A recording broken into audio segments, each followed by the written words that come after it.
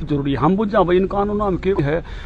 कानून तो अच्छे हैं, इनमें एक बात और लिखवा दो कि बाहर भी एमएसपी तक कम नहीं खरीदा जाएगा। यह बात जी, हाँ अब ये बात सुन लो, ये बाजरा हम खरीदांगे 2150। जब सरकारी खरीद बंद हो जाएगी, नवंबर में पूरी हो जाएगी, तो बाजरे का भाव 2150 बचेगा जी, नहीं बचा ना, डाउन आ जाएगा। क्योंकि बाजरे का राजस्थान में और में सारा वो है, ये कांग्रेसी सरकार तो खरीदने को नहीं, हम हरियाणा में खरीदना है, वो अड़ोस पड़ोस का भी आ पड़ेगा तो सस्ता हो जाएगा।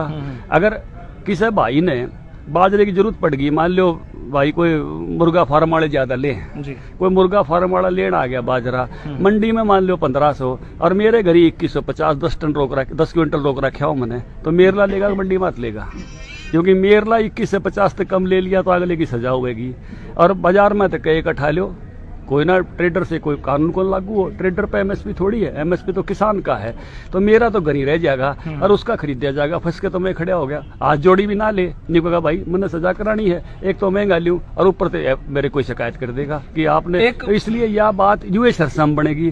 सरसों जब हम खरीदांगे जब तो महंगी होगी, और जब हम उल्टी बेचेंगे, क्योंकि सरकार ने कोई सरसों का सारी का तेल थोड़ी काटना है, 1 लाख क्विंटल का तेल काट के राशन पे दे है, बाकी तो 30 लाख क्विंटल पिछली बार भी उल्टी बेची थी।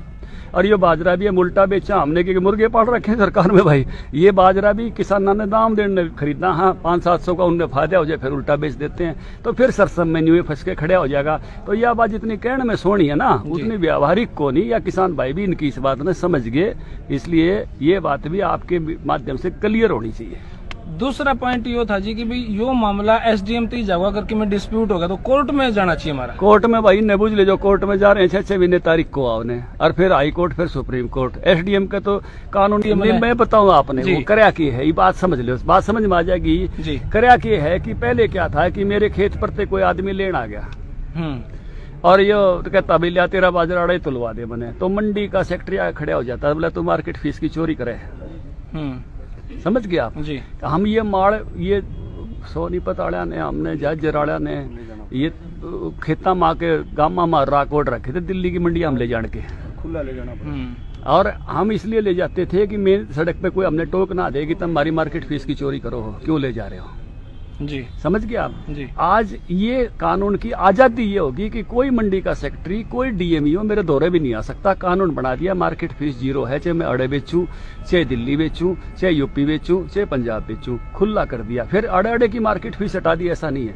मान लो अगली स्टेट में मार्केट फीस हो और उड़े वो घेर ले मने कि मारता ही दे मार्केट फीस के बता, तू हमारे खेता मत ले आओ, हमारे यहाँ से बेच रहा, उसकी भी खत्म कर दी। तो ये तो किसान को आजादी दे दी कि ऑल इंडिया मार्केट एसेस दे दी उसको, आसपास में जहाँ भी उसको अच्छे दाम मिलते हों जाके बेच सकता है। और इसलिए कोई उसको मंडी का अधिकारी तंग नहीं करे, वो अपने खेत से बेचे, अपने खलियान से बेचे, अपने घर से बेचे, या कहीं खुद ट्रॉली में भर के ले जाके कितने दूर दे के जाओ। अब मान लो गुड़ पे मार्केट फीस हो जी, और कोई भाई यूपी वाला लिया उरे ने, तो शामली ते लिया हुए बढ़िया गुड़ बनाओ, कई बार मुजफ्फरनगर में और में हुए अपने घेर के उसमें इलायची इलायची जो है सौंफ सांप कती लट काट दें, कई वैरायटी बने। अगर मार्केट फीस लागती हो जी तो पहले वह डांट लें और फिर हम डांट लें, और जब मार्केट फीस 0 हो तो कोई डांटनिया नहीं। ये आजादी है, ये आजादी किसान को दी है। और एसडीएम को जो मैं इसलिए लाया कि पहले तो नगद करो, और मान लो कोई भाई उधार कर भी ले तो 3 दिन में पेमेंट हो, और 3 दिन में पेमेंट से कोई मुकर जाए तो एसडीएम बैठा दिया ऊपर कानून के उस पर अधिकार देके। तो ये तो था जी किसानों का मुद्दा। अब आगे बड़ौदा में जी, बड़ौदा में किसाना कित पूरा हो लिया ये सवाल नहीं थोड़ी बाजन दूंगा।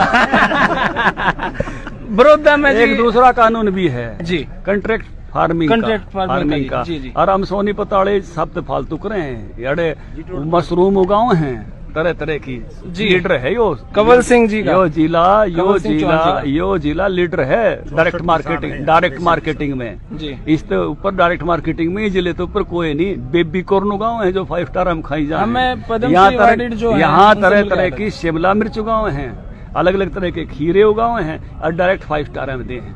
पहले इसका कोई कानून नहीं था, जीव इसका भी एक कानून बना दिया। पहले चल तो रहा था बिजनेस, लेकिन उस सिस्टम नहीं थे। सिस्टम यो बनाया, मान लो कोई 5 स्टार आड़ा, मन ने घने रुपये दे दे, भाई तू मेरे ताई दी जाइए, और मेरे तो वह खेती ना पट है, तो बाद में कहते जमीन दे दे, तो उसके बदले में वो मेरी जमीन नहीं ले सकता। जिसा कानून छोटू राम ने बनाया था, उसा मोदी ने बनाया है, चाहे मेरे ताई कितने रुपये दे दो, वो किसान की जमीन नहीं ले सकता। दूसरा, मान लो मेरा और उसका खेती का कॉन्ट्रैक्ट 3 साल का हो गया है जी, रुपये गणे दे दिए, उतरे नहीं, तो वो ये नहीं कह सकता कि अगले 3 साल भी खेती करो।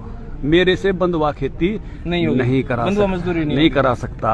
तीसरा, मान लो मेरे पे पैसे ना हो, अन्यों का भाई तू धनखड़ पोली हाउस ला ले, तू फुहारा इरिगेशन लगा ले, तू जो है सोलर ट्यूबवेल लगा ले, और मेरा उसका कॉन्ट्रैक्ट मान लो 2 साल का था, पूरा हो गया जी। अगली फसल से पहले अगर उसने वो तामझाम नहीं पड़ा तो वो तामझाम मेरा हो जाएगा, किसान का हो जाएगा, किसान का। अगर मैं किसी कारण से फसल देने में फेल हो गया तो मेरे से तो उतनी लेगा जितनी उस फसल पर लागत आती है। एक उसकी बताओगा, वो नहीं जो अड़ोस पड़ोस यहाँ सबका लागत आवा है, औसत लागत, और उसका भी बीमा पहले हो जाएगा तो मन मिल ले जाएगी, और वो जो लेने में फेल हो गया तो 1.5 गुना देना पड़ेगा। ये सारे कानून किसान के हक में बनाए, फिर नहीं बोले ये आवश्यक वस्तु अधिनियम में क्यों वह कर दी जी, आपने सुधार क्यों कर दिया जी।